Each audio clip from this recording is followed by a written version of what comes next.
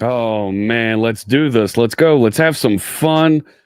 Let's start talking about what is happening here. Hey there, friends. Good morning, good afternoon, good evening, whatever time it might be in your part of the world. Greetings, my excellent It is so good to see you. friends. My name is Jeff Fritz, and today is September 25th, 2025, and we're going to talk about Gunnar today. How you doing out there, friends? Jay's watching in Manchester. I don't have the map running. We may do that for a future one of these partner streams here with Gunnar. I am so glad to be joining the folks from Gunnar to talk about taking care of your eyes. I want to talk about growing your career, spend some time about that, and answer questions talking about what's going on with AI. What are some of the cool things that are out there that folks are dealing with, that they are struggling with, or maybe just don't understand what the whole rush around AI and large language models and what this chat GPT thing is and why there's a co-pilot everywhere you turn. We're going to talk about all those things and answer your questions. But of course, before I get started, I got to put on my Gunners. And I have a set of Gunner glasses all ready to go today because this is a sponsored stream from our friends at Gunner.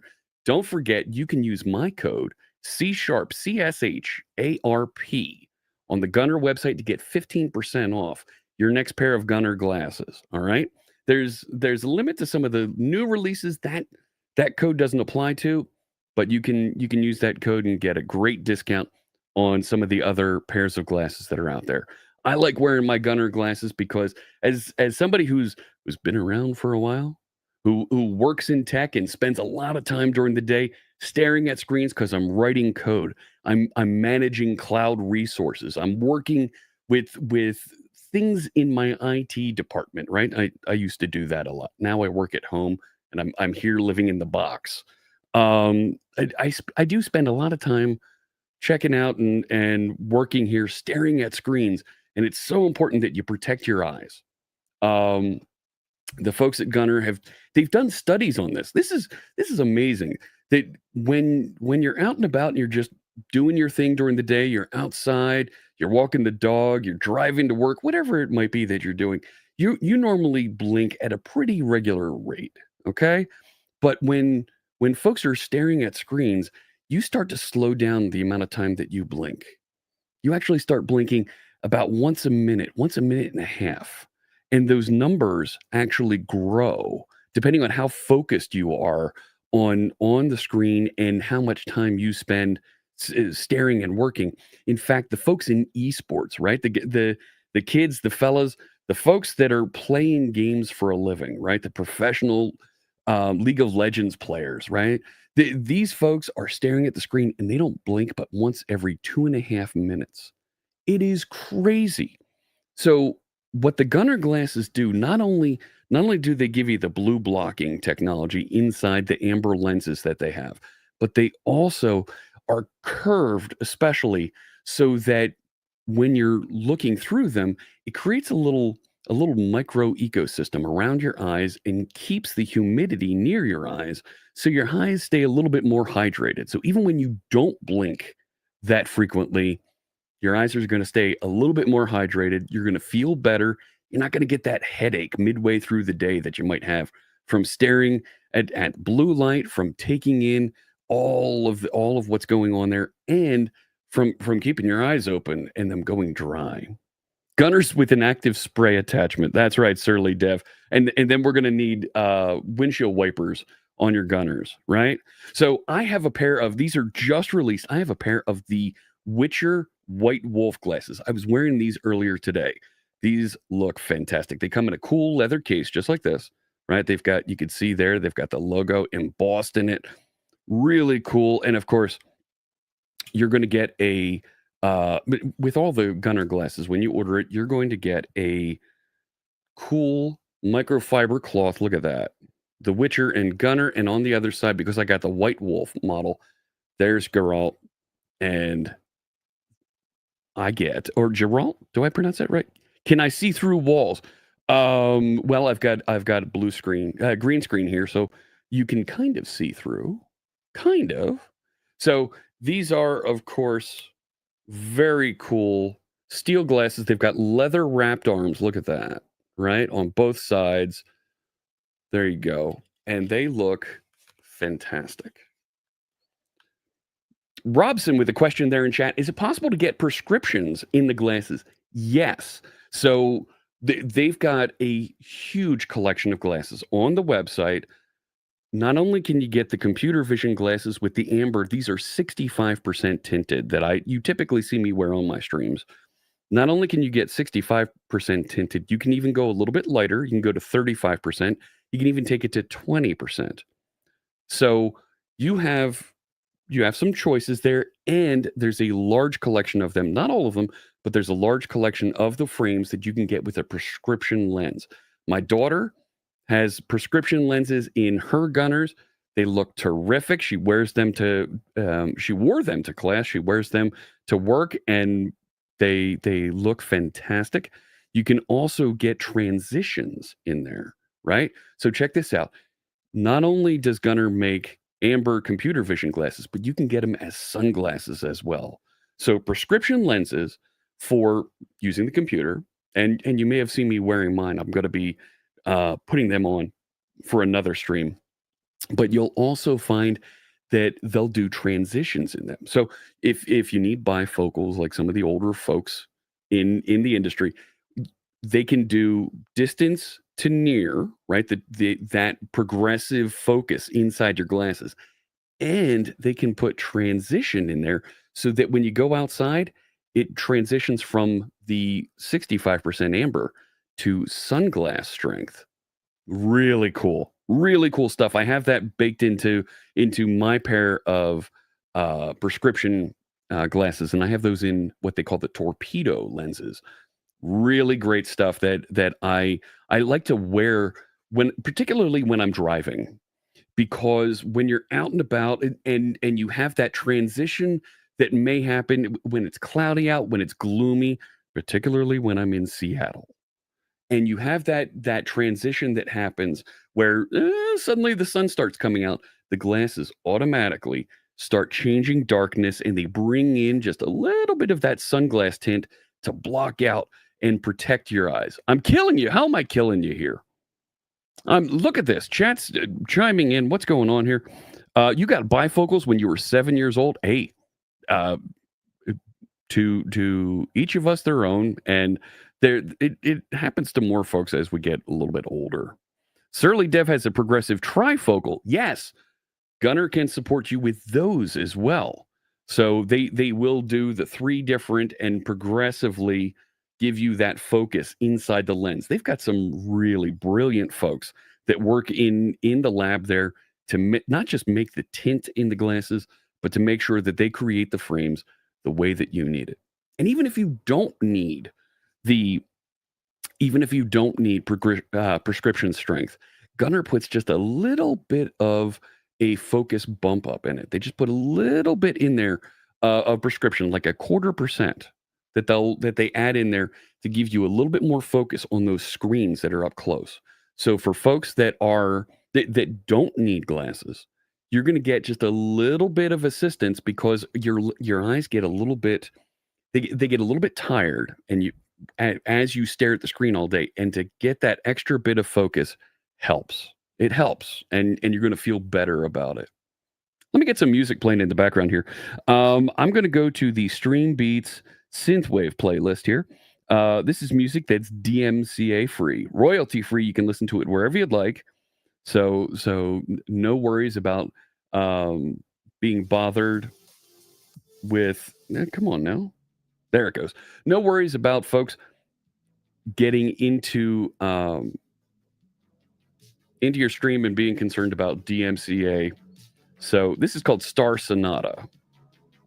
This is great groovy music to just have in the background as we're talking, having a good time, learning about Gunnar glasses. Want to talk about tech, building your career? That's something that a lot of folks in this IT industry want to learn and do and grow. And we're going to have a great afternoon here for a couple hours talking about that. And I want to make sure that use that code C# at the Gunnar website, and you can get 15% off your next pair of Gunnar glasses. And I say that for folks in the States, maybe you have an FSA or an HSA account. You can use those at the Gunnar website. They're covered. They're included in those benefits. So if your employer is putting funds into a health savings account or a flexible savings account, you can use those funds to buy a pair of Gunnar glasses. My other daughter. So I don't know if I should tell the Gunnar folks this. They're watching. My other daughter loved her Gunnar glasses, and they had a prescription lens in them, and she needed to upgrade the lens.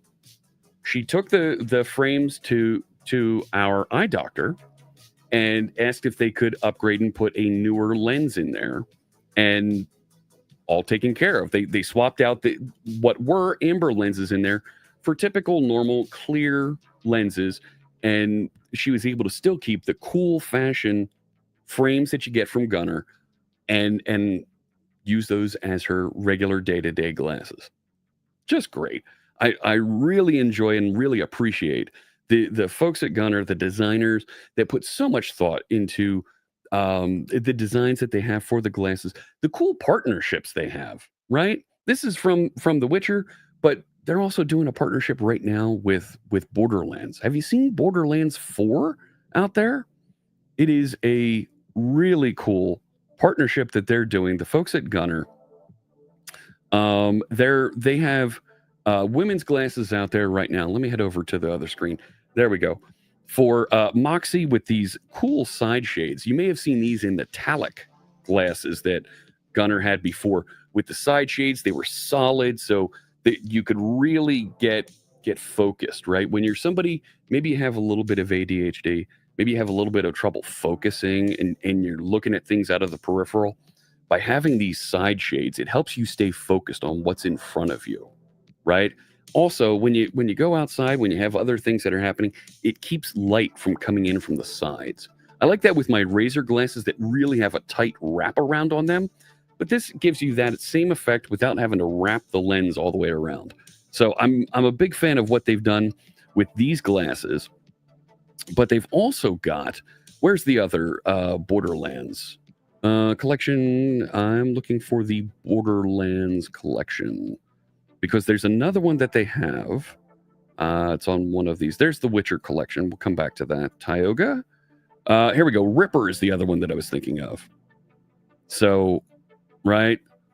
I love how they've taken and they've really made this feel like the character, multicolored all the way around, so that you look like, right? You look and feel like you're part of the game. You're part of what's happening. And almost cosplaying as part of one of the characters in the games. They've done a nice job with the Borderlands glasses. They look great on the model there, you know? But I'm a big fan of what they've been doing with the World of Warcraft glasses. And I saw these ones, and they're very well structured and set up for a more femme face, right? Sylvanas, right? The Dark Lady from World of Warcraft. You may have seen the Dark Lady actually streaming here on the Gunnar channels. She's got an amazing pair of these glasses. The purple looks fantastic. I love the little bit of styling down the side there. And of course, a Warcraft logo back there. They look great. They come with, of course, where is it? There we go. They come with, just like you saw me with The Witcher, it's got a great microfiber cloth that looks fantastic in that bag with her logo on it. Phenomenal. So they've done a great job, once again, bringing their artists together with the creators from Warcraft, from Blizzard, to make just a really nice piece for a collector, for somebody that wants to look the part. Playing Warcraft, playing whatever Blizzard game it might be, and representing Sylvanas and the Forsaken. So really, really cool stuff. But I don't want to talk about just Gunnar here. How are you doing out there? How are you folks doing? Do you work in tech? Do you want to grow your career? Let's talk a little bit about that.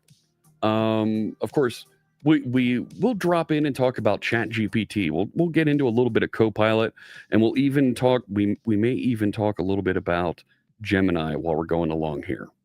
So how's it going, chat room? I want to hear from you and connect and talk about what's growing, what's happening in your careers as we're going to try out some more glasses here along the way and support our friends at Gunnar. So let me switch up here. So I'll go from the Witcher glasses. I'm killing you here. Nah, it's all right. We're good. So I see a couple of my regular friends over there on my Twitch channel. I wanted to move on. What are the next pair that I have here? These are, you know what? No, I mentioned about cosplaying, and I'm going to skip forward a little bit to ones that I have down here. These are Tony Stark's Friday glasses. So have you seen the Marvel movies, the Avengers Endgame? I believe he also wears them in Infinity War. He may even have them in Avengers 2. But I know that they're wearing them in the second Spider-Man movie, right? So really cool with the very thin wire frames, and they're modeled right after the glasses that you see Robert Downey Jr. Wearing in the movies, so that it looks like the Friday glasses, right? The AI that he talks to during the movies, right? It was Jarvis. Oh gosh, Jarvis, so good. And then right, the story, Jarvis becomes the Vision, and then we have the Friday glasses that he wears for a lot of the rest of the movies that you see before his ending in Avengers Endgame. So I really like what they've done with these because they look exactly like the glasses that he wore. So let's also talk about it while we're putting on the AI glasses so that I'm talking to the AI. Let's actually talk to an AI.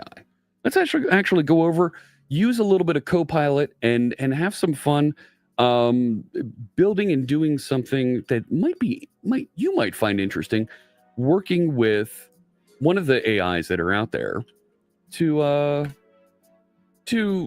learn more, to grow some of our knowledge, to explore a little bit. I can really get carried away talking to the large language models because what you'll find is they're actually interacting with social media. They're interacting with the search engine. They may interact with social media, searching and bringing back data from there. It's really neat, the stuff that you can learn, that you can discover by just going down a rabbit hole, talking to the large language model, to the AI. So I'm going to bring up and go over to Copilot. This is copilot.microsoft.com. Anybody can go here. Anybody can get started. You can sign in so that it remembers your discussions with the AI, and you'll be able to save off pages over here and get some inspiration of what you may want to explore and create pages so that you bring together different items and different topics that you might find interesting. So let's just start asking and talking to Copilot about taking care of our eyes and about Gunnar a little bit, right? So I'm not even going to type. I don't want to type. Let's actually talk to this. So I'm going to turn on dictation here, right? Come on now. Do I have that on the wrong feed? Let me select. Yeah, it's on the right one. You're killing me, Smalls. I'm a big fan of Gunnar glasses, comma. I understand there's a lot of science behind the glasses, and I'd like to learn more about how Gunnar protects our eyes, not just from blue light. And let's see what the AI has to say about this. So it's going to do a little bit of verification. Yes, I'm human. And we're going to skip through here and see Advanced lens technology, not just the blue light filtering. UV protection, so you get protection on that. Focused lens design. I mentioned about the slight magnification, include a subtle magnification that enhances text clarity. When you're working with AI like this, check out the footnotes, right? Copilot does a fantastic job of giving you these little footnotes that refer to other links where you can learn more about what it is that it's describing.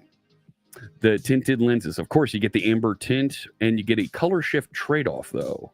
Now, that's not entirely true anymore, because now Gunnar offers lenses that don't color shift. That's really cool to see. So for folks that might be creators out there, maybe you do video editing, maybe you do other work where being able to see the color of what you're working with on stream is so important. You can actually go in and you can look at getting lenses called Clear Pro. They're right here, right? Check this out.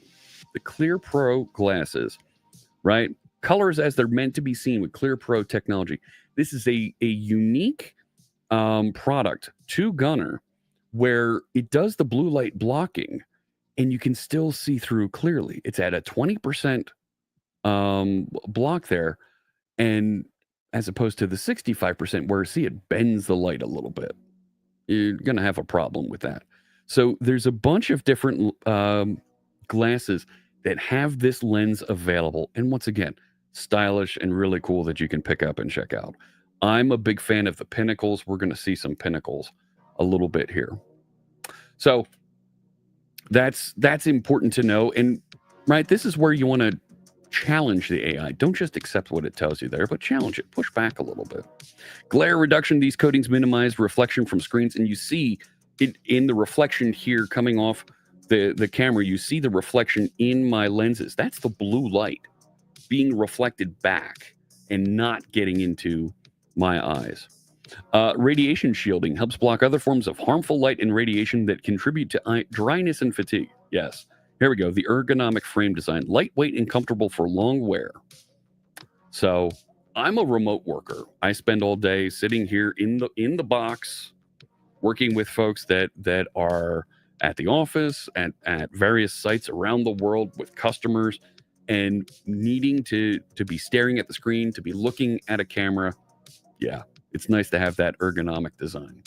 And you know what? Sometimes when you put on the glasses and they call back to one of their partnerships, whether it's Marvel, Fallout, like we're going to see in a little bit here, Warcraft, we saw that, even Overwatch. Folks are going to recognize that, and you're going to get some cred with them because you're wearing those cool glasses. So, taking a peek around here. Yeah. Let me drop back into this discussion. So that's really cool. And then there's follow-up questions here. How do Gunnar glasses compare to other blue light glasses? What other eye protection methods should I consider? Can I summarize the key features of the different Gunnar models? Now, I want to get a recommendation here. I have a larger head and prefer rimless glasses. What do you recommend from the Gunnar catalog? And watch this. The AI is going to go look at the website and come back and suggest some that are pretty cool here. Designed for larger heads, rimless appeal. While not fully rimless, design leads. So the Gunnar Original Edition by Skeleton Optics. Wow, that's a throwback. The Legendary and Mythic series here. Custom fit potential. The Pro Sports Esports style. Yep, I actually have a couple of these that we're going to see today. So it actually isn't referring to specific models, but it is giving me a link through to the Gunnar website and talking about those various performance models. So love seeing those. So yeah, go ahead and join the community. Thanks so much. So, right. So there's other things that we can do with the AI to do more and learn more about various topics that we want to get into. So I want to learn. I want to talk to you a little bit about growing your career, right? So let's start a new conversation here. Yeah, there we go. And let's talk about growing a career in tech, right? I'm interested. Let's once again dictate. I'm interested in starting a career in technology. Period. I think developing software is really cool, and I might be interested in building games. Period.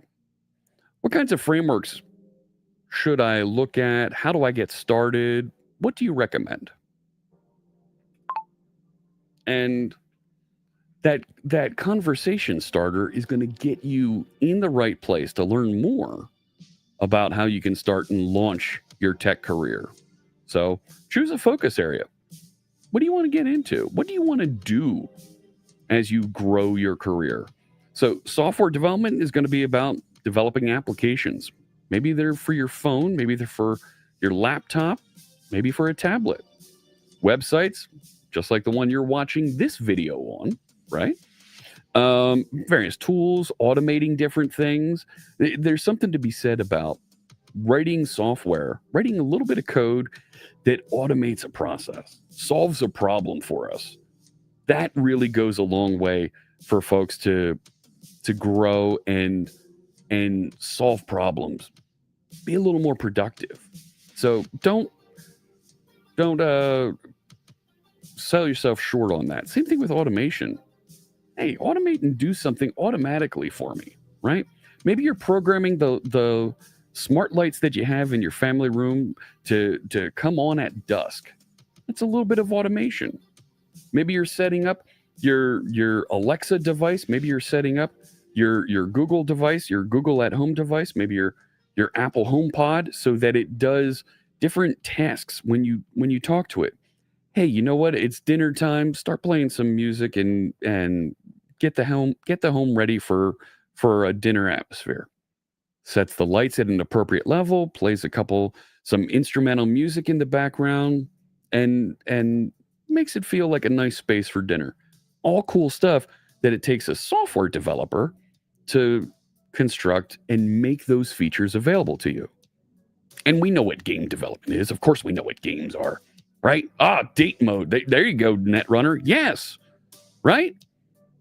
You're having that special someone over for dinner. You're gonna treat them well. You're gonna make something nice for dinner, and maybe a nice pasta, maybe a nice chicken dish. Absolutely. Set up and set up date mode. And I've also seen folks set up alert mode, where they'll have the home assistant flash the lights, right, and send notifications out. That's kind of cool as well. Surly Dev on my channel says, I walk around the house turning lights on and off. Some come on at sunset, such as a security light. Yep, I like that. And the bathroom lights. Absolutely. I have dimmable smart lights, smart bulbs in my main bathroom, right off my bedroom, so that at night they automatically dim to like 20%. Right? I don't want them to be really bright at night.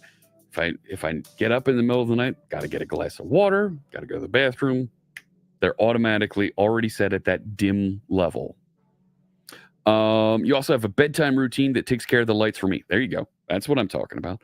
And right, you can also dial into that the smart interactions with your thermostat at home. If you have a programmable thermostat, right, you want to set the temperature to be a little bit cooler in the house in the evening. Fantastic. You can automatically have the home assistant automatically set those levels for you.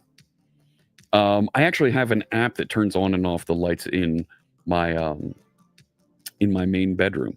That's pretty cool too. You have IR motion sensors for when I don't want to talk. Now that's a little bit more interesting. So, hey, I walked into my bedroom, turn on the lights for me. Yes. So I haven't gotten as far as to getting things wired up to the shades in the house so that it automatically lowers and raises the shades. You can get devices that have a little motor in there that will automatically lower and raise the shades. That's pretty cool to see folks use as well. So we talked a little bit about automation, game development. Of course, we all know what game development is, building games, but not just games, but interactive experiences. There's something to be said about that interactive experience that you have in a VR headset, right? I want to walk around and actually experience hiking up Mount Kilimanjaro, right? Something like that. Really cool stuff that not everybody's going to be able to experience. So, key frameworks and tools to explore: Python, JavaScript, Java, and C#. And I skipped over this one, storytelling. This is something that I've been dabbling in a little bit. Like, when we think about building a game, what makes a game interesting, if it's not just a simple puzzle game like Tetris, right? What makes a game interesting is the story. Get you engaged, get you really into what's going on, what's happening, relate to the characters, feel strongly that this character should succeed, and feel badly when that character's having a real hard time. There's things there that we want to make sure that you get latched onto. So you want to play more of the game. You want to get more involved. So that storytelling is something that I've been exploring more and more. And you can actually work with the language model to have it help you generate and write a story. Hey, Greenish Pepper. Yeah, I'm doing a little bit of a stream today with our friends from Gunnar, wearing some of the different Gunnar glasses that I have and talking to folks. Promoting our thank you so much for the resub. Look at that. Storytelling rocks. Storytelling does rock. Thank you so much for the resub over there on my channel. But don't forget, you can get 15% off a pair of Gunnar glasses using the code C# at checkout. All right. Anybody who's over there on the Gunnar website, if you're watching over there, maybe you're watching on Instagram, welcome. It's so good to see you. You can get a 15% off discount right now. Right now. Use the code C#, CSHARP. My name is Jeff Fritz, and I program in C#. That's a cool programming language that you can use to do so much in many different situations around your computer, building games, some of the things that we're talking about here. These are the Gunnar Pinnacle glasses. These are a very wide frame. They're rimless, but they've got a little wire up at the top and very thin arms down the side, so they sit nice and easy here on my face. Is Gunnar gonna hook up any viewers with a sweet pair for attending?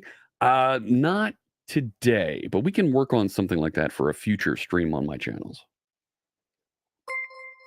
Oh my gosh, Svekos with a resub on my channel. Svekos just resubscribed for 21 months. Thank you so much. Really appreciate the resub, and there's a hype train now on my channel. You went to look at Gunnar glasses randomly, and you saw my face on the bottom right. How you doing there, Chef Brent? Yeah, we're going to be talking about and wearing a couple different pairs of Gunnar glasses today as we're on our way. Yeah, I'm right down there in the bottom corner. Look at that. That's me. Hi. We're broadcasting live on the Gunnar channels. So I was talking about I mentioned, where'd it go? Lenses. The Clear Pro lenses. There's also mineral glass, right? So really great materials that don't scratch. It's amazing. So scratch resistant, highly durable, and of course, ecologically friendly. So they do the blue light blocking. They're really, really great stuff. And of course, Chef Brent, you know this, that you can use your HSA and FSA account in the States where we have those benefits to help pay for your Gunnar glasses, which kind of feels like a freebie at the end of the year, and you're trying to use up the last of your benefits.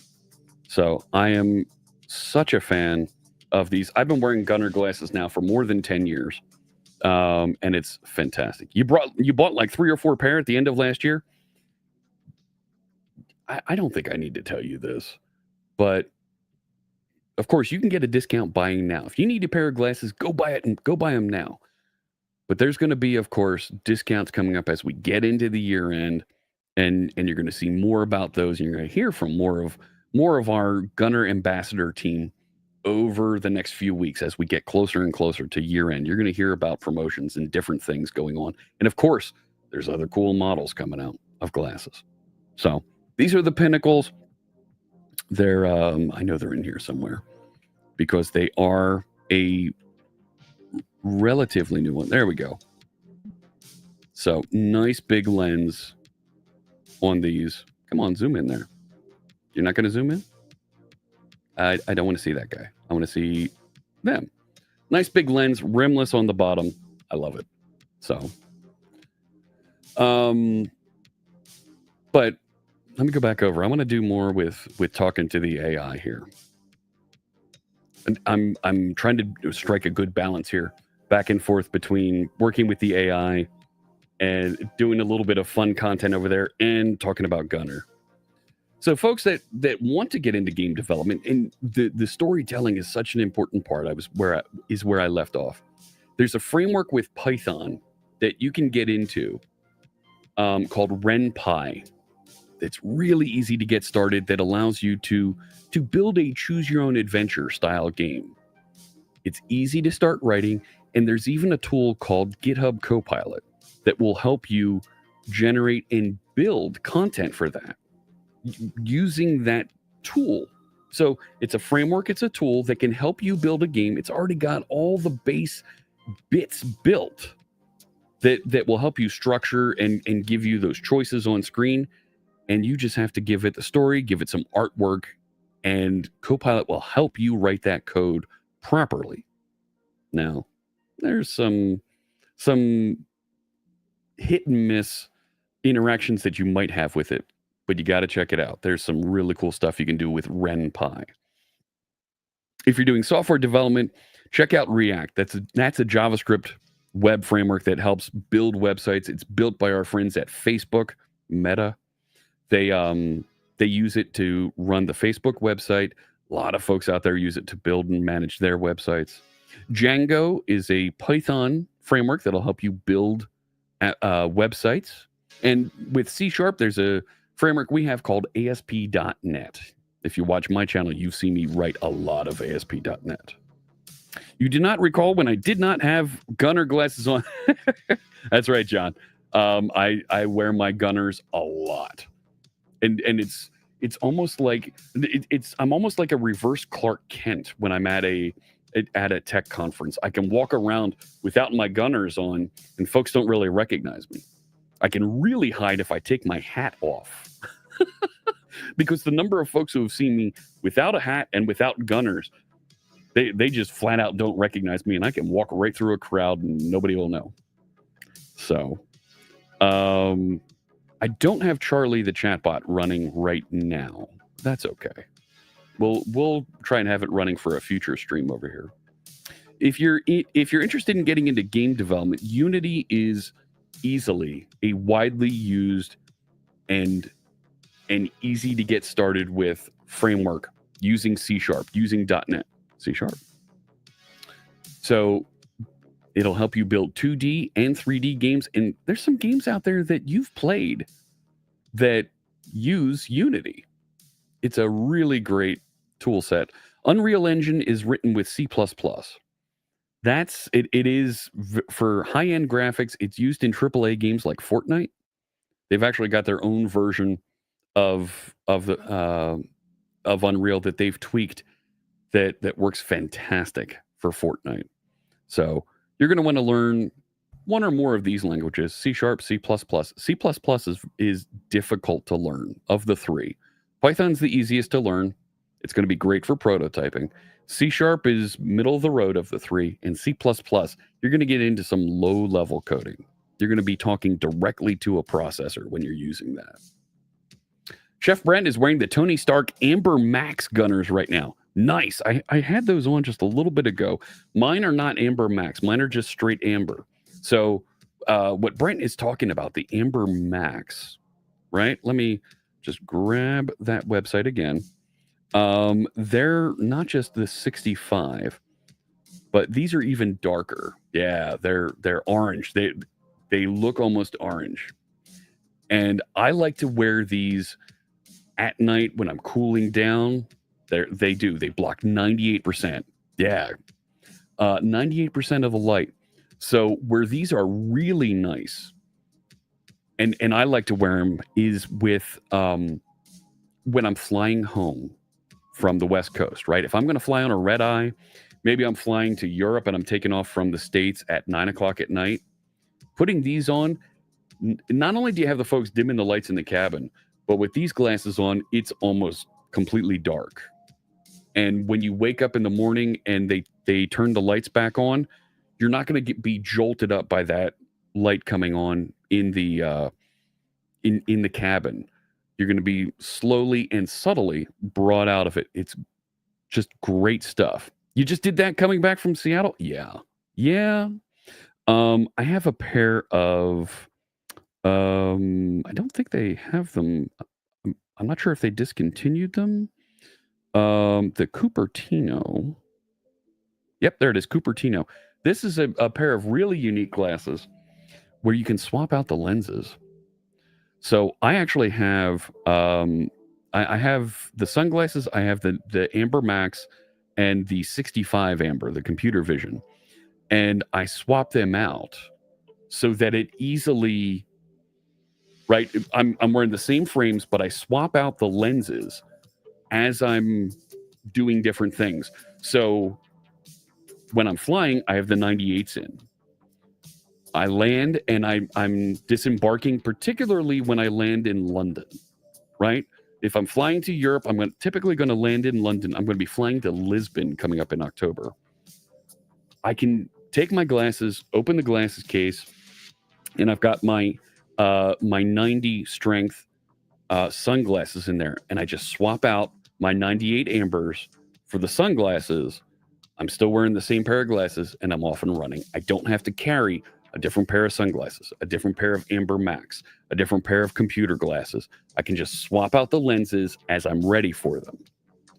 Really, really innovative design that the folks at Gunnar have put together. I think I have them. I think I have them right here. Is that them? I think that's them. Oh, there they are. Just on the other side of my desk here. Yeah, here we go. So, right? Yep. These are them. So, these are the Cupertinos. You won't see a thing, Sam. Do they have that in other frames? This is the only one. This was a prototype that they went with.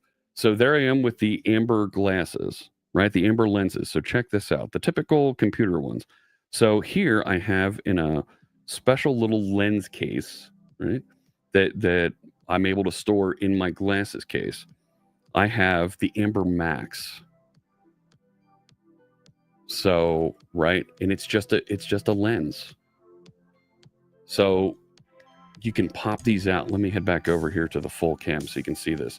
So I can just pop out the lens and pop in another one. And away I go. They're all magneted in. No tools, nothing special you need to do to just swap out those lenses. And you're ready to go. Ready to shift. I'm on the plane. I'm ready to lay down. Look at how dark it is. You can barely see my eyes. Now, the color shift on these is significant. Just like if you were going to be outside wearing sunglasses, there is a massive color shift. Everything looks orange. If you're a fan of the Anaheim Ducks or the Philadelphia Flyers or the Syracuse Orange, you're gonna feel right at home with these. But like, it is a massive color shift. And if you're looking to be cooling down at night, completely block out the blue light, they're a fantastic pair of glasses. And of course, they do have sunglass, right? The regular sunglass lenses, you can snap those in as well. Love them. This was a fantastic design they had, a great innovation to allow you to just make the glasses what you need when you need them, right? So I'm a big fan of what they've done with those lenses. So they could work for you. Yeah. John over on YouTube says Unreal Engine. Can you see Sharp through third-party plugins? I have seen that. Yeah, Unreal Sharp. I've heard of this. I haven't tried it out though. John says Unreal Sharp is a plugin specifically designed for Unreal Engine 5 that allows developers to write game logic in C#. Yes. So going back over to our topic discussing getting your career started, getting into game development, if that's what you're interested in. The Unreal Engine is typically C++, but there are plugins. There are ways to enhance and do more with these engines, right? And an engine is a tool set. It's a framework that has a lot of the capabilities baked in that you're going to want in your game, right? You want to build a 3D game where you're walking around a landscape or maybe you're exploring a warehouse space or down in a cave. All of those things, Unreal has the technology already built for you to build and explore that space and decorate it with what you want in your game. And the logic you build in there, besides placing things on the set and doing the art for what should be on the walls and things, the logic, how you interact with those things, where the enemies are, how the enemies behave, you write that with the programming language like C++ and using some plugins like the Unreal, is it Unreal Sharp? Do I have that right? Yeah. You can use the C# programming language that I really enjoy using. So, Brent, I was going to put on another pair of glasses here, and you know what? I'm gonna switch over to the Echoes. So this is a new pair of glasses that just came out in the last 2 months. Eric, thanks so much for the link. There we go. It's a link to Unreal Sharp there in chat. The Echoes are another rimless glass. I love the rimless glasses. I do. And these ones, let me just come back over here. These ones have a cool bit of rubber grip on the back. So they're not pinching your head. They're nice and easy back there. You've got an easy rim around there. And they're a little bit smaller. They're also curved, right? The pinnacles aren't curved as much. These are curved more, so they wrap around. And I was saying about that little micro ecosystem. Because these have been in my glasses bag, the humidity change coming out of there and being on my face, and the humidity is going to cause them to fog up a little bit to start because they're adjusting, right? And keeping up with my eyes here. So some great stuff. John on YouTube asks, how many glasses do I have? 1, 2, 3, 4, 5, 6, 7, 8, 9, 10. And then I've got 4 more over there. And then the other one over there. I got about 15. And I've been working with Gunnar now. This is my 5th year working with Gunnar. Gosh, I 5 years as an ambassador here working with Gunnar, promoting, sharing about their glasses. And they offer many pairs of their glasses to the ambassadors to check out and promote, wear on stream, take pictures with, and so forth. I'm one of the folks who finds a couple pairs that I really like, and I wear them as much as I can because I enjoy them so much. So these ones, the Echo, I've been wearing these a lot around the house. Like, I'll forget they're on my face, and I'll wear them downstairs to lunch. I'll wear them downstairs to when I'm done working at the end of the day and I'm ready for dinner. And Mrs. C# Fritz kind of calls me out on it. Hey, you're still wearing your computer glasses. Oh, okay. So, but you can get these as prescription also. You can also get them, I believe these ones are available as sunglasses, the Echo lenses. I absolutely love that you have the option to make these into sunglasses, many of these into sunglasses. So, I don't see him on the sunglasses page. Frame Echo. Nope. I'm sorry. These only go as computer glasses. My bad. I apologize. So yeah, I've got a bunch of Gunnar glasses that I like to wear different ones at different times depending on how the spirit moves me. You know what I'm saying? There's something to be said about that. So, let me head back over here and talk more about what we can do with the AI. Oh, hang on. We'll answer this comment from Eric. Eric finds the shape of a person's face influences what looks better. Totally. Yes. Right. Eric's face is a little blockish, so typically we'll use ovalish rectangles. Yeah. I don't like. I have a very large face. I typically don't like the rims on the glasses because it kind of accentuates how large my face is. Like I got a noggin here, you know what I'm saying? So the rimless kind of lets the glass, like you can barely tell that I'm wearing glasses down here. You can see that there's a line here, but it kind of fades in, and you don't really notice it when at a distance, when you're in a smaller picture in the corner. Of course, when we get a little bit closer, it becomes clear that yeah, I'm wearing glasses, but it kind of fades into your face at the bottom. So it's nice to have that rimless option. So, and you're right, there are different shapes for different faces, and I like to wear a lot of the more masculine shaped glasses, right? And there's some others that are more angular and more rounder for more femme presenting faces, and that's okay too. There are all types for all different folks that they have available, and I know they're working on more of those lighter, easier glasses that are going to be fantastic for the ladies or female presenting folks to wear. So really like seeing those opportunities available.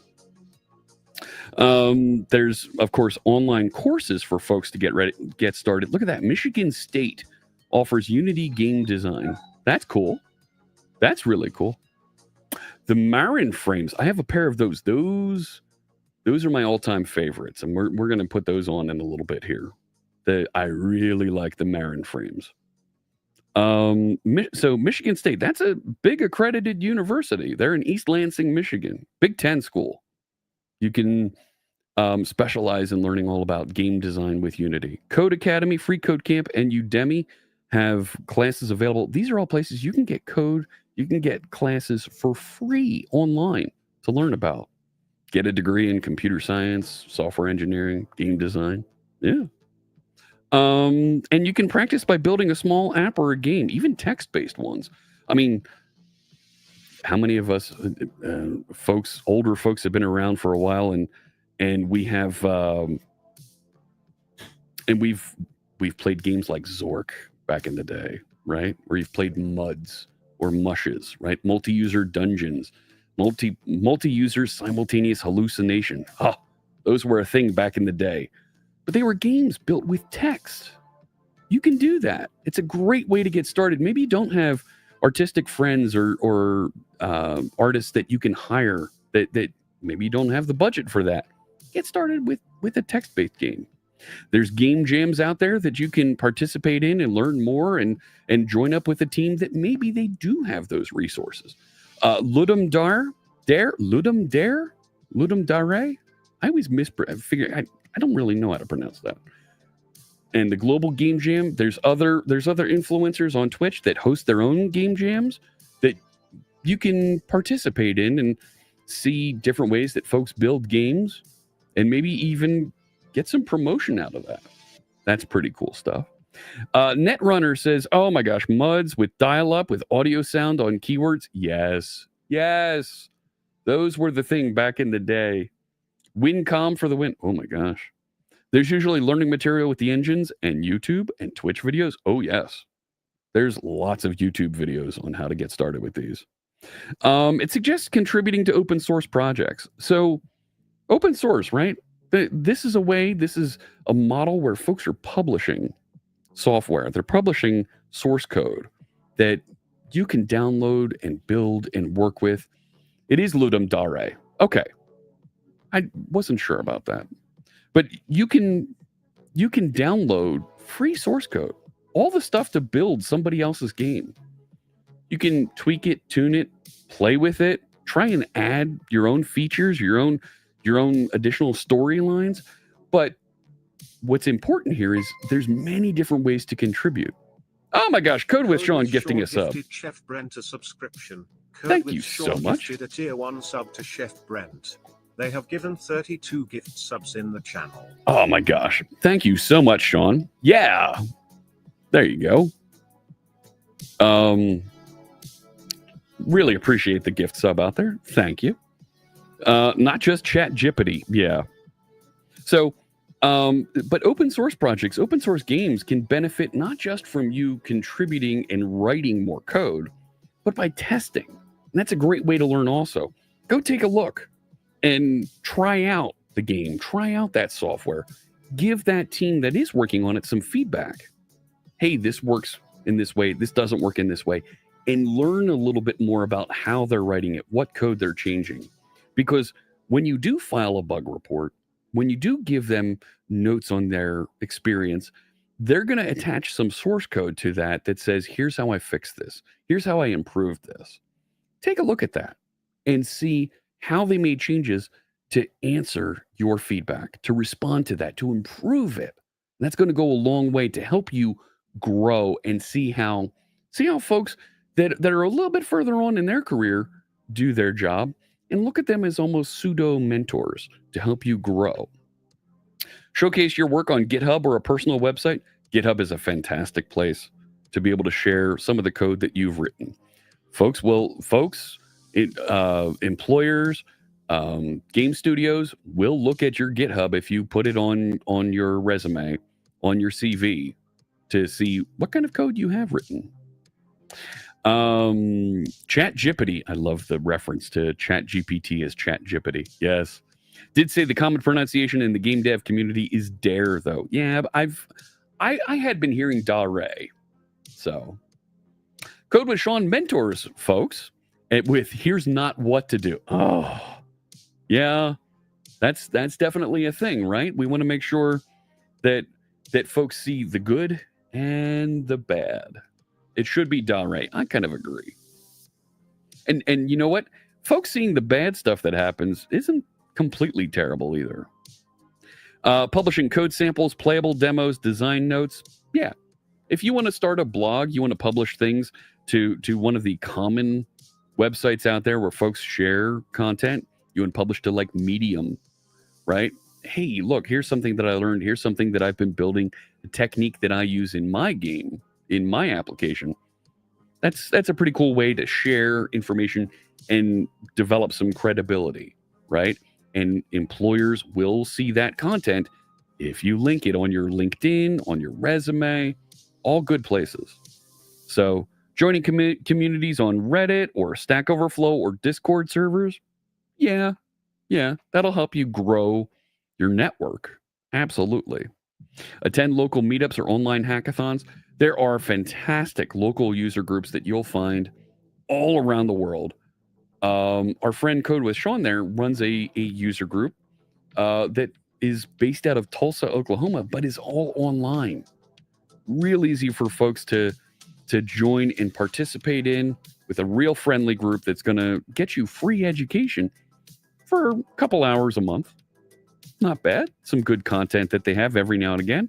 And you might recognize one or two of the speakers every now and again.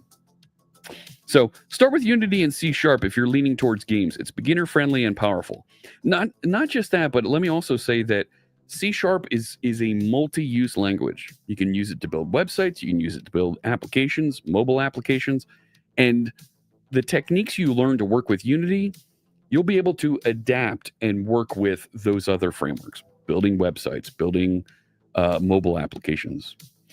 Use Python for general software development. It's readable and versatile. It is. No denying that. I work with some folks that work on Python tools, and Python is a fantastic general purpose language. And don't wait for perfection. I think many folks in our space don't follow this enough. Perfection is the enemy of good enough. Delivering a game, delivering an application is the most important thing that you can do, right? Get something working and ship it. Publish that website. Publish that mobile app. Publish that first bit of the game.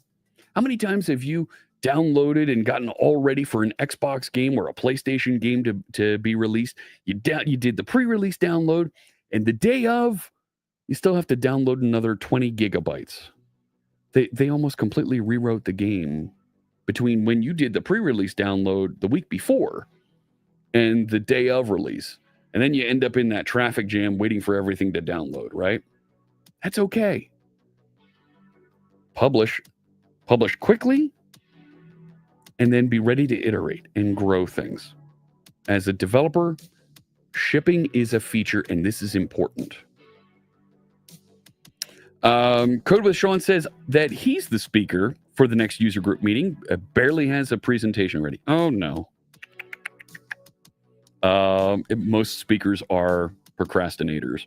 However, you run into a place as a technologist, as an influencer, where you end up with this collection of talks, of slide decks and demos. And then it becomes easy to grab bits and pieces there, do some upgrades, and stitch something together quickly. So that was your Windows 8 design talk? Yeah. Eric's karate teacher said that to him tonight. Keep changing things up, always move forward, don't get stuck. That is terrific tip there, Eric. Yes. So you've given your talk on microservices to conferences and user groups 31 times. And as long as it's evolving, yep, that's not a problem. This is a good thing, right? You've got some great content there. Evolve it. I've been giving the same talk about .NET Aspire, how to get started, how to grow and evolve your application system for a while. And I'm giving it 4 more times in the next 6 weeks, as well as 2 8-hour workshops. Fantastic. So Azure Confidential Computing. Oh, yeah, there you go. So let me change up my glasses here. We're going to go from the Echo. Let me put those away. And you were mentioning Marin glasses. Let me switch over to the Marins. So the Marin glasses, they came in this really cool triangular case, right? Like, check this out. Came in a triangular case. Look at that, right? That's how small they are. And it's got the cool Gunnar logo on the flap there. Let me go to the larger cam so you can see it. There you go. There it is. Right? Embossed in there. And the Marin glasses are really small. Right? Really small. Tight on the face. The same type of rimless design. And look at that. I like these. I like these ones a lot. These are one of my favorites. So, yeah, I don't have the map running right now, Eric. Hey there, LA Face. You really like the Moxie frames? Oh, they are so good. They are so good, right? You don't know if you could wear them often? I think you might be surprised. You might surprise yourself. I think these are really cool glasses. And the little bit of a screen on the side in the shields on the side are going to be terrific, so that they let in a little bit of light without you feeling a little bit of claustrophobia of being kind of in tunnel vision there. No, you threatened to get him something for his birthday? Okay. The Moxie frame email took me to Gunnar's site where you saw Fritz's face, and now you're here. Hey, there you go. So you can get a pair of these. Now, my discount code doesn't work on these because they were just released. So they'll get you there. You can get my discount in 60 days. So what is that? December 25th, thereabouts, mid-December, you'll be able to get my 15% discount. But I'll tell you what, can I tell you a secret? Can I share this on stream? There's some year-end sales coming up. I think I can say that. There's more coming. So, what did you threaten to get Brent for his birthday? Let me know there in chat. How you doing? You're waiting for sale season for lots of things. You're not wrong. How many of us wait for Amazon Prime Day, right? And get the discounts on Amazon. The sale season coming up for Gunnar is really good. If you're looking at getting prescription glasses, right? And they have prescription glasses here for the Moxie. Okay. And look at that. They'll even do the transitions. They'll do the transitions into the, hang on. I want to customize a pair of these. So if I want to do, right, let's do distance progressive, right? Yeah, I want those. And do I want the high index? Thinner lenses recommended for strong prescription if you have a plus or minus 4. No, let's skip through that. Go on to the next one. There we go. They'll do transitions. Whoa. So you can get the Moxie glasses that have that computer light in there, scratch protection. Get the scratch protection. Trust me on this. And you can get, are you kidding? Go on, go back. One more. There they are. So you can get those transitioning. So when you go outside, they become sunglasses. Fantastic. He lives in a townhouse. What did you do? You want to get a skee ball machine that is basically a coffee table. Oh my gosh.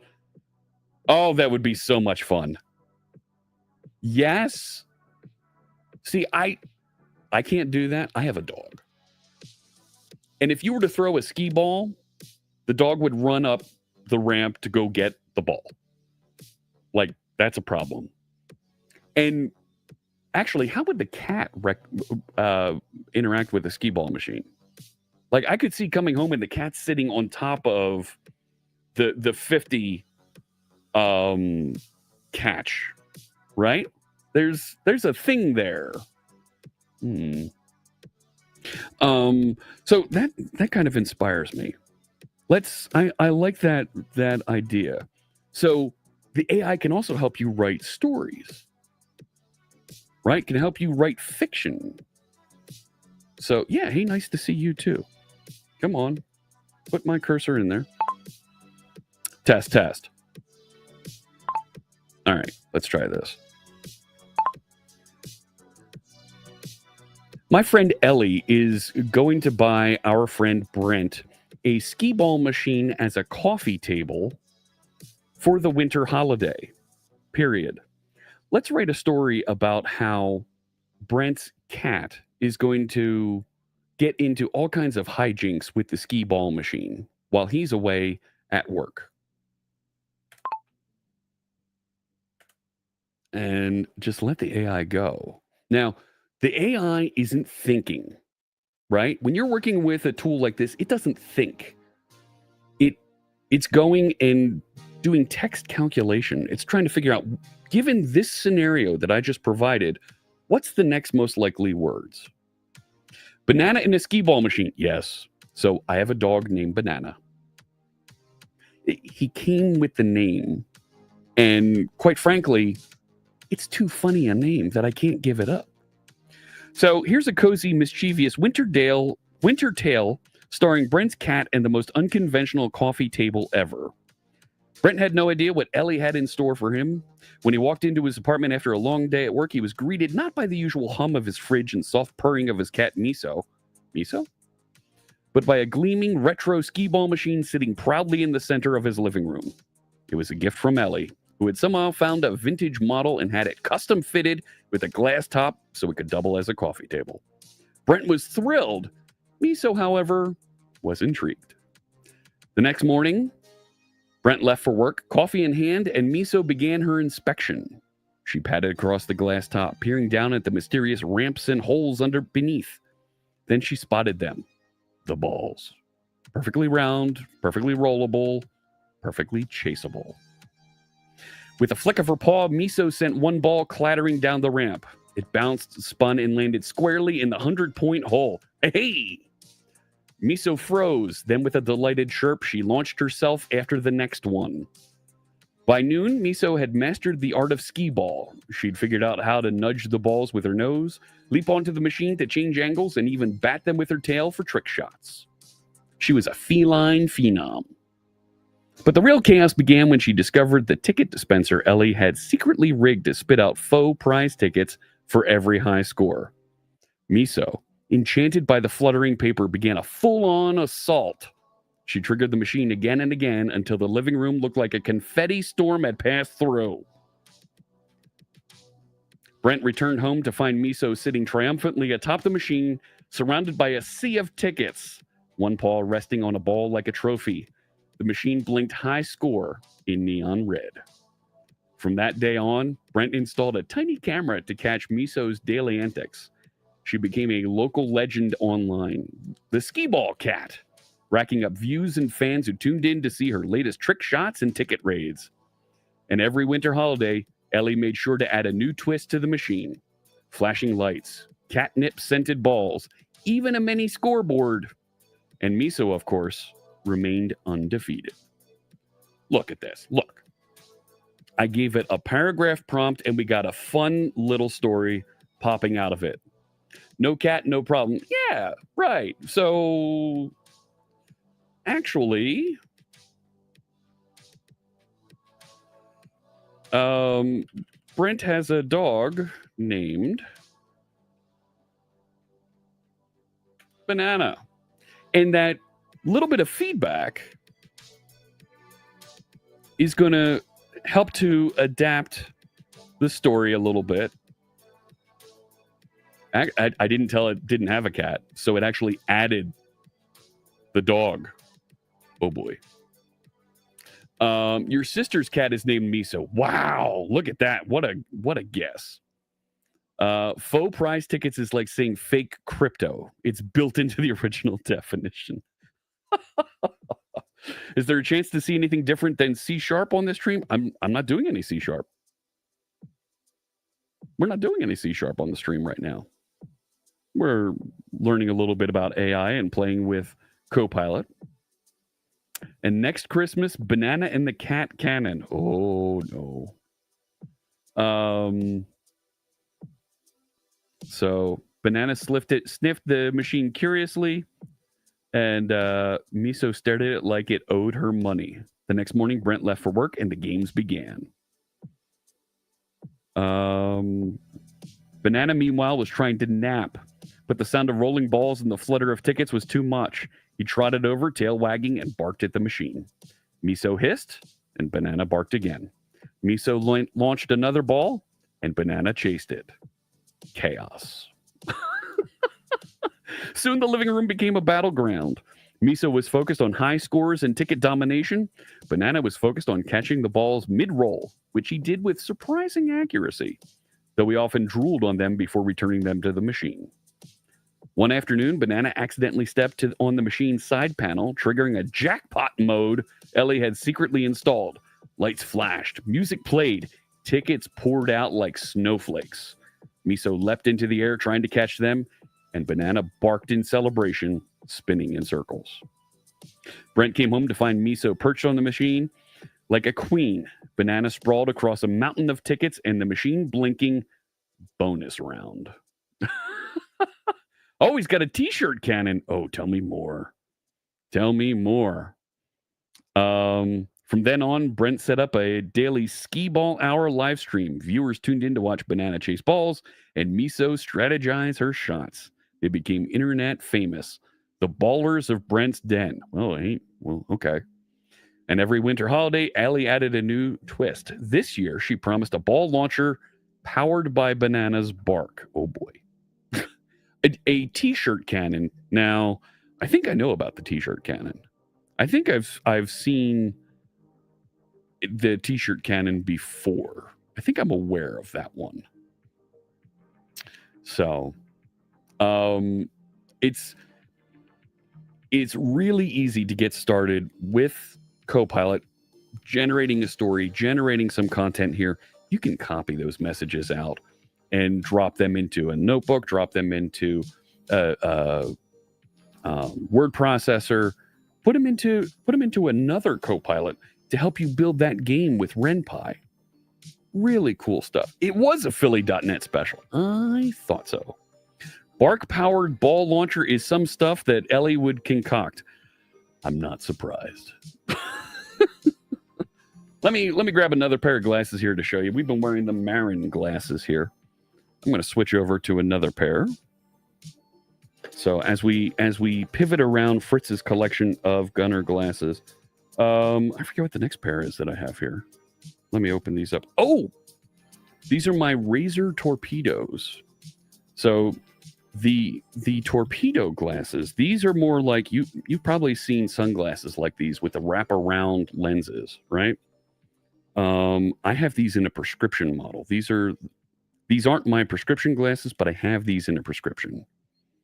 And they wrap around their Razor edition, so they've got a little bit of green trim on them. You can see back. Well, you can't see because I've got green screen on. But these ones, they almost look like I should be riding a bike in the Tour de France or something with how they wrap around, and they're really aerodynamic around my face here. But they're gonna immediately start fogging up because of the humidity here in the room. So it's really cool to get and easy to get started with the LLMs. And if you want to build your career, asking it questions to grow and do more with it. So Abudashir was asking about seeing something different than C#. What kinds of things are you interested in learning about and that I can show and talk about? Let me know. Eric comments, now I'm talking agentic, where one AI model feeds the other. Yes. So this is something you're going to start to see more of in not just in software development, but in technology, where you're going to see folks that are writing agents. And think of an agent like a pair programmer, somebody that's helping you out on your project team. And you're able to assign it a series of tasks. Hey, you're an expert in whatever. And that agent is able to respond to requests for that type of work. So what you end up doing is you're able to set up several agents that talk to each other. So now you have language models. You have a computer talking to another computer automatically and either generating code, writing a story, doing some processing for you. And that what we're calling agentic development, right? It's agentic development. You're going to see this process help to grow and help you be more productive. And then you as a technologist end up becoming more of a product manager, directing those agents to accomplish tasks. Now, that doesn't mean you never have to learn how to use the technology. The underlying technology, you should get grounded in. You should have some grounding in that and some experience. And that's going to help you to be able to inspect and code review what the agents deliver. Now, there are some folks that will have agents as part of that mix that review what the other agents build, write tests and quality assurance capabilities, end-to-end tests to exercise what the agents built.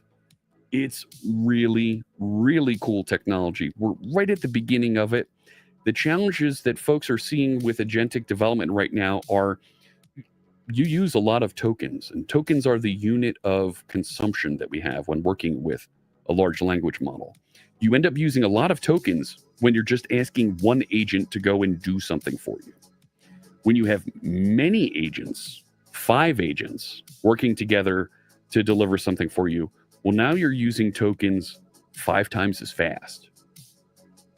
That can get expensive in today's world. However, you're going to see folks that are evolving how we use those agents, the models that we work with, where those models run. Do they run on your local workstation? Do they work on a machine that you have somewhere in the data center nearby? Do they work on your home server? Do they work on the game machine you have on the other side of the room that you haven't touched in a while? But you know what? It's got a really good NVIDIA video card in it that you can repurpose to drive those models that your agent's going to be able to process and use to deliver results for you. But even then, when you're running with machines that are local, you still have to pay for all the electricity that's going to drive them. So be aware of these other underlying costs that are going to come along with automating more of your AI processes. Please, sir, drop a token in the hat. Do I need to go back to the Witcher glasses and leave a coin for your Witcher? Yes. Eric comments, you can also use Aspire to orchestrate different projects that could be in different projects with different code language bases. Yes. So Eric makes a fantastic point here that the Aspire tool set, that's a tool set that is delivered from the folks on the .NET team that work at Microsoft.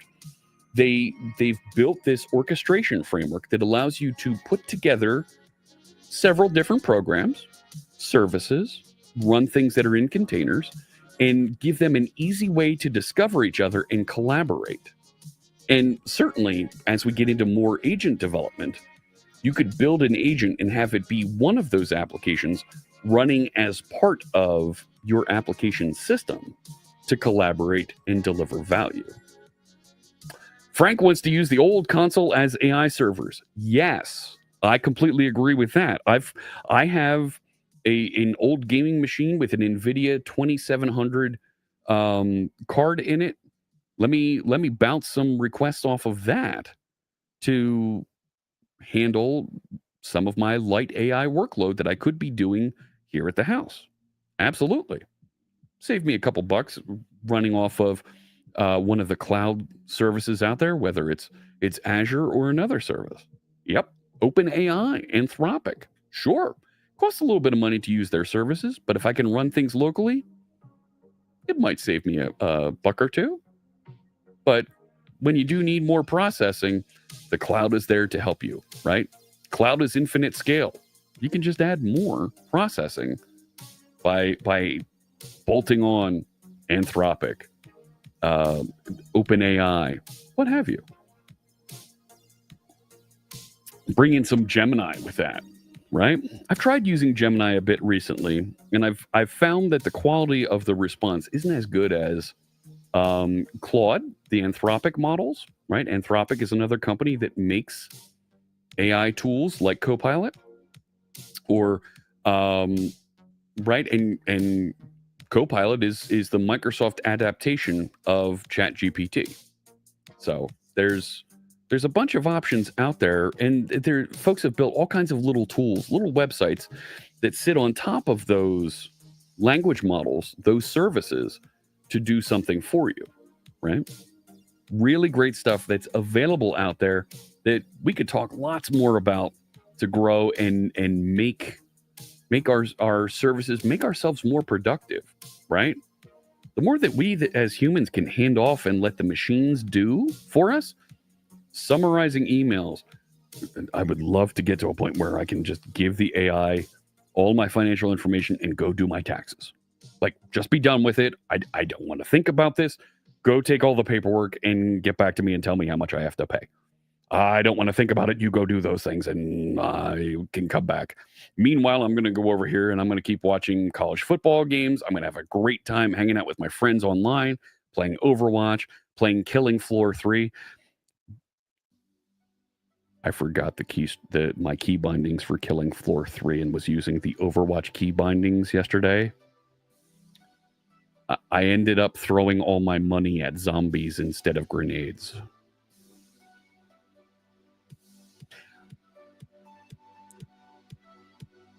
Zombies don't die or go away when you throw money at them. My kids, you throw money at them and they go away. They here, take the money and they go away. But zombies, not so much. They're still going to eat your brains. Like, that's a thing. Yeah. We need to work on that. Need to work on that. Get the grenade hook up on my keyboard here so that it's using the right. Yeah. You just got a vision of ye old holy hand grenade? 3-star. That's right. That's right, Eric. You better believe it. We had a real problem with that, let me tell you. So I don't know. Maybe that we can do that in a future stream. Play some Killing Floor 3 with the friends here on stream. That might be fun. And show off our Gunnar glasses together. So, yeah, these are the torpedoes with it. You can see how much they curve around. They wrap all the way around. You can see it's almost completely covering my peripheral vision. And I really like the way these are. What you need to know, if you get the prescription model of these, okay, you're not going to get the same prescription the whole way around. So because these are curved lenses, there's a sweet spot in the middle up front where you're going to have your prescription. Off to the sides, it's not quite the same. So you haven't played Killing Floor in a hot minute? I think that hot minute might be ending this evening. I don't know. Maybe. So those are the Razer edition. They came in a cool box that you can't see because I've got a green screen here. Whatever. I want to put on. I didn't tell my producer that I'm going to put on these glasses. We have a list of them that we have out there. I'm going to put on my Reaper Overwatch glasses, and these are more like goggles. I have these both as computer glasses and as sunglasses, and I think these are dynamite. Look at that. They got Reaper's face here on the side from Overwatch. I think that looks great. And the side shields, right? Look at how wide that is. Now, these are plastic, right? And they really are more like a pair of goggles on your face. But you can see the shadow inside here, that it really blocks out the light from the sides. But I think they look fantastic, right? And I mentioned I have the sunglasses for these also. Where'd they go? They were right here. I didn't knock them on the floor. Where'd the sunglasses versions of these go? I put them all the way over on the other side. 98% humidity. So the sunglass versions of these, they look just as good. It's just a different lens. So they can swap in the sunglass lenses for you. Our friends at Gunnar, they do a fantastic job with these. And some of those Borderlands lenses, glasses like the Moxie, you can get the sunglass versions as well. The Witcher White Wolf glasses I was wearing earlier, yeah, you can get sunglass lenses on those as well. But working here, streaming, Ray Charles. No, I'm not doing a Ray Charles impression. No, I like to have my yellow amber lenses in there that just look great. So let's see. We had the language model tell us a story about skee ball shenanigans. Yes, I think that's totally a thing. And I'm going to kick off. Let me do another funny story over here.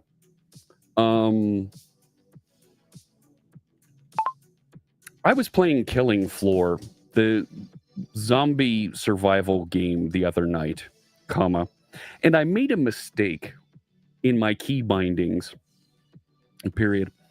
I was accidentally, instead of throwing grenades at the zombies, I was throwing cash, period. Write me a short story about just how strange this is that Fritz was throwing cash at zombies and his terrible ending that occurred, period. Make the story amusing without a sad ending.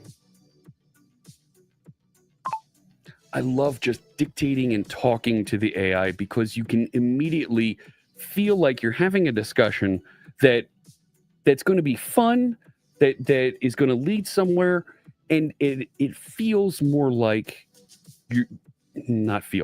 it helps you realize and dive further into and recognize more of what you can deliver and learn from the AI. Let's read, shall we? Fritz in the financial apocalypse. In the grim, blood-splattered alleys of blood of in the grim, blood-splattered alleys of post-apocalyptic London, where zombies roamed like discount shoppers on Black Friday, one man stood out. Not for his bravery, not for his firepower, but for his baffling generosity. Fritz, a seasoned survivor with a penchant for dramatic flair, had recently remapped his controls in Killing Floor. He meant to hurl grenades with a tap of G, but thanks to a late-night coffee-fueled key-binding spree, G now stood for give money. And give he did. Wave after wave of undead surged toward him, groaning with hunger and decay. Fritz, confident and cocky, shouted, "Time to light these suckers up." He tapped G with gusto, and instead of an explosive boom, a cheerful cha-ching rang out as stacks of cash flew from his hands like confetti at a banker's birthday party.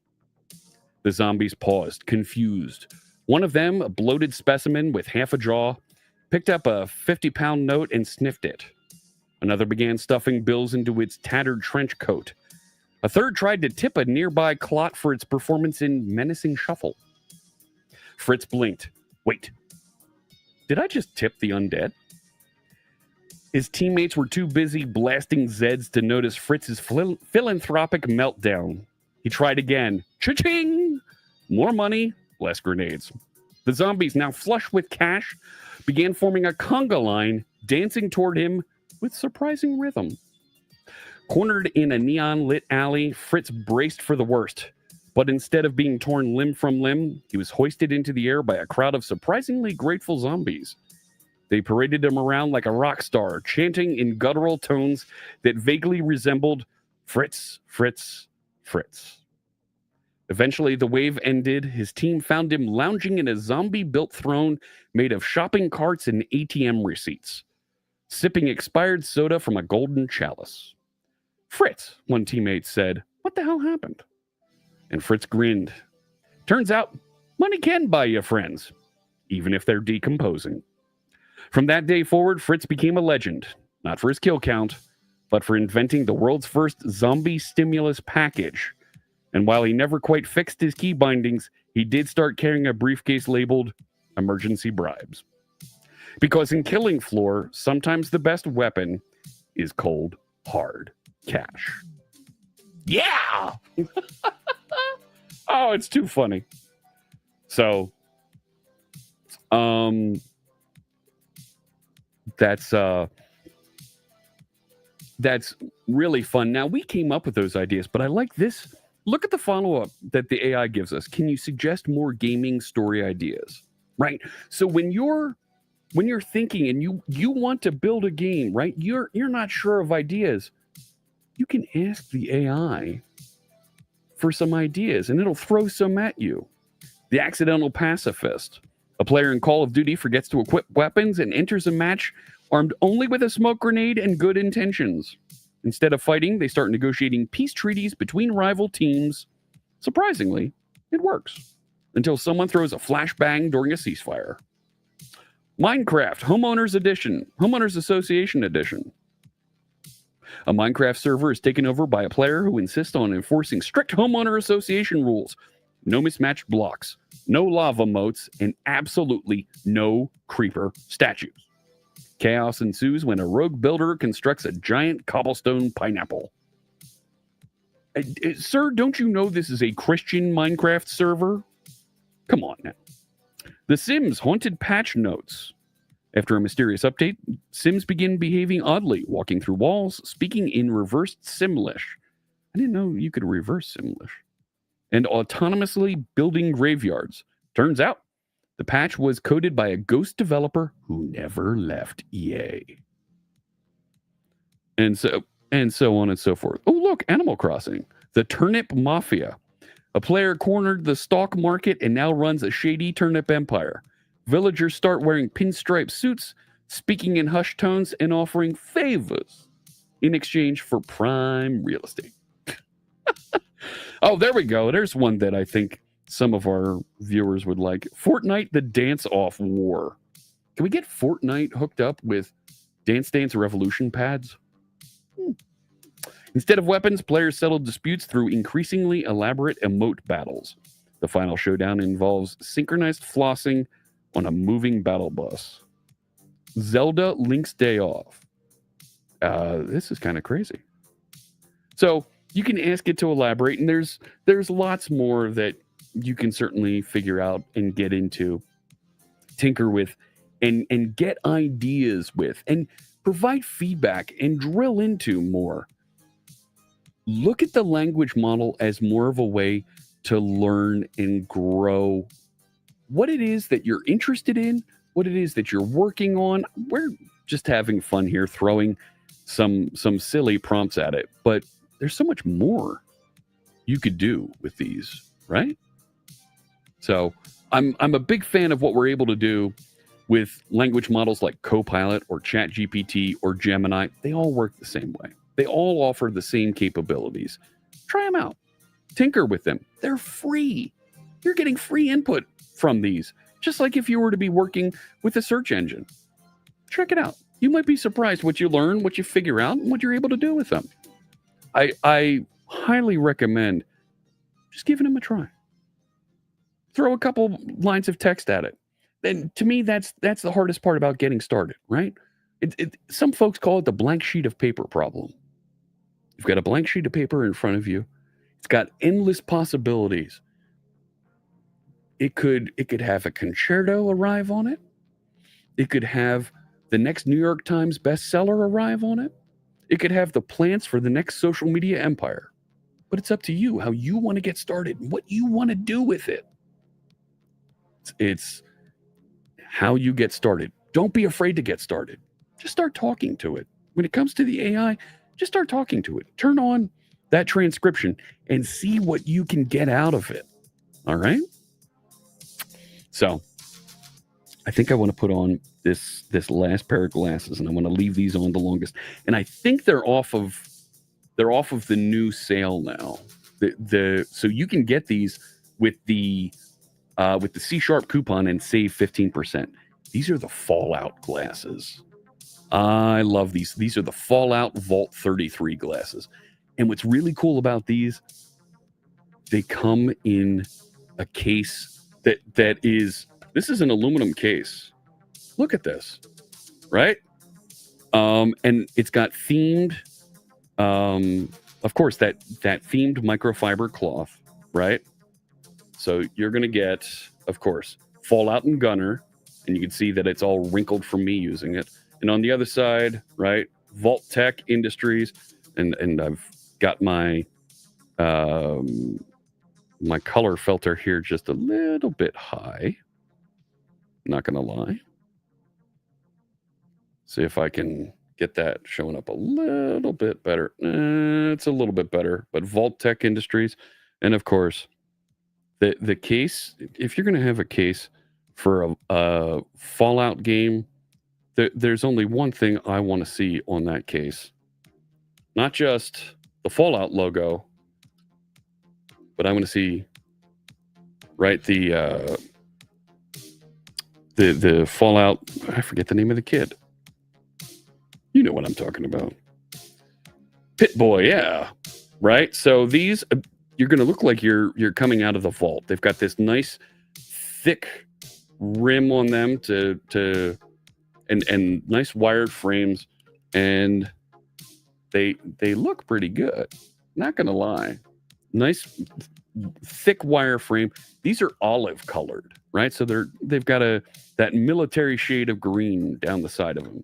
I think Disney uses this color around the corners and where they want folks to kind of ignore things, right? They paint the walls this shade of olive green. Kind of funny like that. Eric in chat says, I still think that a chef on a submarine launching hypersonic hoagies at unsuspecting ships is a good idea. Now, that could be funny. That could be funny. And I appreciate the Philadelphia reference, calling them hoagies. Yeah, that's right. We're from Philadelphia.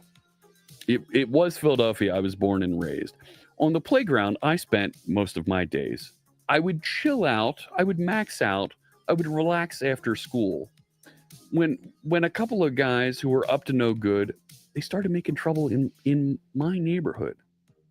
I got in one little fight. My mom got scared and told me, "You're moving with your auntie in Bel Air." I don't know if you've heard that story before. That's a thing. So, big thanks to the folks at Gunnar sponsoring, helping us out with today's stream. We're promoting, we're talking about their glasses, the amazing products they have. Do yourself a favor, protect your eyes, get your hands on a pair of Gunnar glasses. You can use my code C# and get a pair of glasses for 15% off today. Okay? Really great stuff. Joystick Nick has a pair of Gunners. I forget, which pair do you have, Nick? Fantastic glasses that you can get from the folks at Gunnar. You have the ones with the purple arms. I'm trying to remember which ones those were. But there are all kinds of great designs here. I don't think you can just search for frame color. Well, hang on. Maybe I can get in there and search on the frame color. There we go. And purple's not in the list. Okay. Good to know. So, the Black Panther specials. Yes. I think you might be referring to these ones. The Enigma Black Panther edition. These have that thick arm down the side. They're pretty cool. They're pretty cool, not going to lie. You think I just quoted Bald Bearded Builder's origin story? What can I tell you? Great minds think alike. Yeah, these are really cool. I love that. And it says, "I choose loyalty" there on the inside, and it's got this cool pattern down the side. Great stuff that you can get. You use them when doing woodworking and soldering. Sure. Right? Get that little bit of eye protection. Why not? And they've got a great look on them, too. So, part of a collaboration with Marvel. There's lots of great Marvel collaborations that you can find on the Gunnar website. So, live shopping, that's me over here. Yeah, take a look at the collabs. So, right, Amazon Studios with Fallout, Blizzard, Overwatch, and World of Warcraft. And are we out of the Diablo glasses? There was a Diablo edition set of glasses. There they are. Diablo Sanctuary Edition. Really cool. With the black and white frames there. My Firefox is not responding. There we go. I thought these were fantastic. Yeah, look at that. They look great on her dressed up as is she trying to be Lilith? I don't know.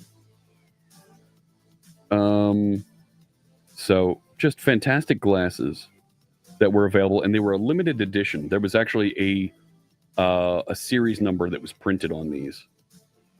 So really, really like what they did with those. So we've got about 10 minutes left together. Some other things that I want to just touch on. As we talked briefly about getting your career started, different things that you could do to get involved in starting your career, and we also did a little bit of fun story writing here. But when you consider and you look at and you think about wanting to get into tech, please remember there is no gatekeeping that you're going to run into in this space. Okay, if you have a computer, there are folks that want you to try out the technology and succeed. You're going to be able to get free tools. You're going to be able to get free resources, whether it's Azure or AWS or Google Cloud. You're going to be able to get free resources to help you get started. They're not always going to be free. When you start succeeding, you start becoming a professional, they're going to ask for a little bit of a fee to cover some of their costs. But to get you started, to help you start your career, you're going to be able to get all the tools that you want for free, whether it's Microsoft Visual Studio, JetBrains Rider, some Azure credits for free to go and launch your first website, launch your application. There's all kinds of free services on Azure and AWS that you can start up and get into and learn more about. And there's training material everywhere. You don't have to ask permission to get started in this. You don't have to pay anything to figure out and dip your toe into tech. Okay? It is a fantastic industry and field. And there's so much changing and growing right now as the language models get involved, as AI becomes more and more a cornerstone of how we do things and how we become productive and deliver for all of our jobs. All right. So if you're in college, if you're just graduated university, check out what you can do with tech. There is so much out there that you can learn from, that you can do, and you're going to benefit from it. And if you're a little bit longer in the tooth, you've been around this industry for a while, look, you can get started at any time with this. You have a little bit more cash and resources when you're a little bit older, right? That you can throw into investing and growing and deciding how you want to take your career. It's an amazing, amazing space that I want to encourage you to check out, to explore, because there are folks out there that are looking for help, a lot of help, and you can really take it somewhere. That's right. Eric makes a fantastic point in chat. In the tech industries, you never stop learning. And maybe you're building a website, maybe you're building a mobile app, maybe you're building the next AAA game. Maybe you know what? Maybe you enjoy managing those servers and services out there for a company. That's great too. Maybe you enjoy building PCs and managing that hardware. That's terrific. There is a space for you in this industry, all right? I want you to take a chance and grow your career, because there are so many people hiring, so many people that are going to help you achieve and grow and build a career that, quite frankly, is going to be lucrative for you. And you're going to learn more and do more with. Folks that are in this field, protect your eyes. You're staring at computers for a lot of your day, especially if you work remote. You have customers that are remote from you that you connect to and you're working with on Teams or Zoom or Slack. You know what? Protect your eyes. Get your hands on a pair of Gunnar glasses. You're going to thank me for it, because when you start feeling those headaches later in the day, you're gonna know, hey, you know what? There's something not right here. Listen to Fritz. Get your hands on a nice pair of Gunnar glasses. Choose ones that look fantastic on your face, that are with a partnership with a game series or a pop culture series that you enjoy. Marvel, Blizzard, Fallout, what have you, Borderlands. I love the Borderlands glasses. I really do. They're so cool. Get your hands on a pair, and you're going to enjoy wearing them, representing those properties that you enjoy. Looking the part. Heck, even wear them when cosplaying at a convention. That's cool too. You're going to enjoy it. You're going to take care of yourself, and you're going to feel better for it. All right. We are winding down here on today's stream. I'm going to be back here for a couple of Thursdays. We're going to be talking tech. We may even play some games. Maybe we'll play some Killing Floor or some Overwatch on a future stream. And we're going to go through and look at some more Gunnar glasses on those streams and talk about how to protect your eyes and how, quite frankly, wearing a pair of Gunnar glasses when you're playing those intensive games is going to make your eyes feel a little bit better. You're really going to appreciate it. All right. So I'm just keeping an eye here, looking out for my producer, that we're in good shape to wrap up in just a few minutes. So make sure you check out Gunnar's website, gunnar.com, to learn more about the glasses. And of course, if you want to follow my streams, there's some folks that are watching over on my channel. I am on Twitch. I'm on YouTube, Twitch TV /C#Fritz. and on YouTube, youtube.com/C#Fritz. I talk about tech. I teach folks how to write software all the time, Tuesdays and Thursday mornings, Eastern Standard Time. You'll find me on those channels teaching about tech. You can find my archive of live streams along with some other training videos on my YouTube channel, youtube.com/C#Fritz. I talk about and show off my Gunnar glasses that I wear and use to take care of my eyes. You can even watch some 8-hour-long workshops. You want to learn a full topic front to back. You want to learn how to build with some of the technologies in that LLM, in that Copilot tool or ChatGPT. Fantastic. I have a workshop that's available on my YouTube channel that's 8 hours long. Take your time going through, press pause, go through it, and you'll learn more about how to bring the language model into your application. I focus on using .NET as part of that, but the concepts that I teach, you can use with other languages, whether it's JavaScript or Java or Python. The concepts are the same. The language and tool set is going to be a little bit different. That's right, Jippity. Use the Jippity. The OpenAI folks will love you for it. All right? So, as we're wrapping up here, I want to make sure that you know about those channels. Also, you can find me and every so often. I'm on Wednesday nights. I'm helping out with the Slot Squad. There's a group of folks that really love their Gunnar glasses. Make sure you tune over there. You see my friends Hoagie and Ellie, and I join them occasionally. And our friend Taylor is there. We play slot machines.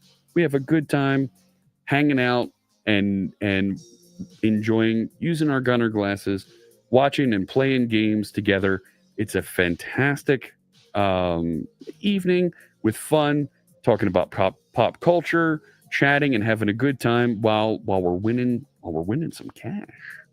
So, and that's of course only where legal in your part of the world. All right. So I think we're going to call it there. And I really appreciate you stopping in. This has been a fantastic stream. If you're watching on the Gunnar website, thank you for tuning in. Thank you for watching with us. Make sure you check out the Gunnar glasses. There's links to all the different things right above me here if you're watching on the Gunnar website. Go check out the various frames that are available. You're going to love what you find there. I really hope you get yourself a pair. Use that code C# to get 15% off on any pair of glasses, except for the new ones. The recent releases, you're not going to get the 15% off, but some of the ones that have been around for a little bit, you're going to, like the Fallout glasses, like the Marins you saw me wear, the Pinnacles, you're going to get that 15% off discount. All right? Thank you so much for watching. Let me wrap it up here. I do have an outro to play, and we will wrap it up for our friends on the Gunnar stream. All right. Thank you so much. And I hope you have a fantastic rest of your day. Wherever you might be, I wish you good health and good coding. Take care.